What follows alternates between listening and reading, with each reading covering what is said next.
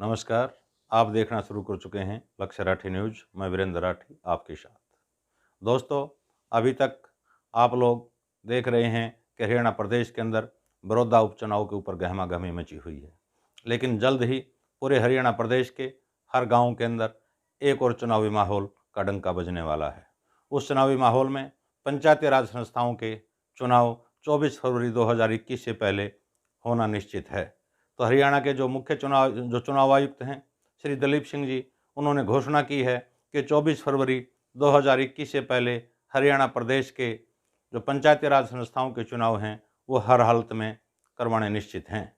तो उनके अनुसार 22 जिला परिषद पूरे हरियाणा प्रदेश के अंदर हैं, क्योंकि 22 जिले हैं जिनके 416 सदस्य हैं। 142 ब्लॉक समितियों के 3002 सदस्य हैं और 6205 जो ग्राम पंचायतें हरियाणा प्रदेश के अंदर हैं उनके सरपंचों का चुनाव होना है। और इसके साथ साथ 62,466 जो पंचों का चुनाव है वो भी हरियाणा प्रदेश के अंदर होना है।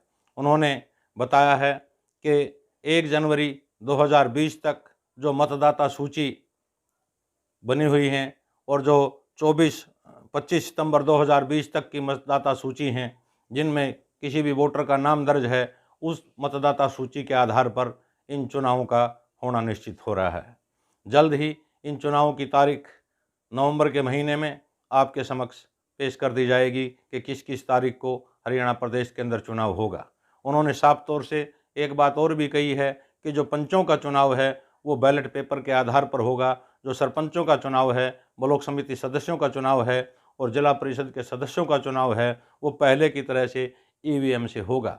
उन्होंने इसके साथ साथ एक तस्वीर और भी साफ की है, जैसा कि चर्चाएं चली हुई थी कि भारतीय जनता पार्टी जब हरियाणा प्रदेश के अंदर सत्ता के अंदर आई तो जो बड़े शहर थे उनके मेयर का चुनाव उन्होंने डायरेक्ट करवाने का फैसला लिया था। जब उनसे पत्रकार साथियों ने ये पूछा क्या जिला परिषद के चेयरमैन का चुनाव प्रत्यक्ष होगा या ब्लॉक समिति के चेयरमैन का चुनाव प्रत्यक्ष होगा, तो उन्होंने स्पष्ट रूप से इसे मना किया।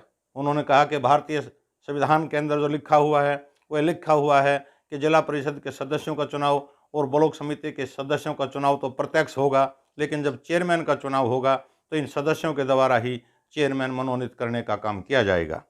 तो इसी आधार पर पंचायत के चुनाव का जो समय है वो काफ़ी नज़दीक है। आप देखेंगे यूँ ही बड़ौदा उपचुनाव ख़त्म होगा, इसका परिणाम आएगा तो नवंबर के महीने में ही पंचायत चुनाव की घोषणा हमें उम्मीद है कि वो 15 नवंबर तक पंचायत चुनाव की घोषणा हो जाएगी। और ताज़ा अपडेट जानने के लिए हम अगले वीडियो में आपको इसका उल्लेख करेंगे। आपको अगर ये वीडियो पसंद आई है, अच्छी लगी है तो इसको शेयर करें, लक्ष्य राठी न्यूज़ को चैनल को सब्सक्राइब करें और कमेंट करें। आपका बहुत बहुत धन्यवाद।